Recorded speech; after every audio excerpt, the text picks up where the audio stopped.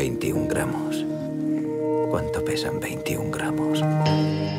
Iñárritu es un cineasta con un ingenio y unas capacidades muy destacables, ¿no? Hacía meses que no hablaba con nadie y apenas te conozco y de pronto ya necesito hablar contigo.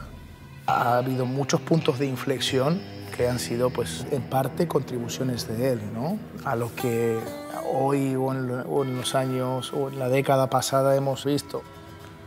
No puedo encerrarme en una habitación a la espera de que alguien muera. Y creo que esa película, pues hay unas interpretaciones extraordinarias y cómo está manejado todo, no solo a través de la edición, porque claramente la edición estaba en su cabeza, ¿no? Creo yo, por lo menos en un 80%, ¿no? O sea, lo cual habla también mucho de un ingenio bastante especial, ¿no? En el guión, todos estos saltos de tiempo es una de las cuestiones con las que juega, ¿no? Y además que el asunto fue la primera vez que escuché yo que esta teoría de que el cuerpo, un cuerpo recientemente muerto, pues pierde 21 gramos de peso, ¿no? Dicen que todos perdemos 21 gramos en el momento exacto de la muerte.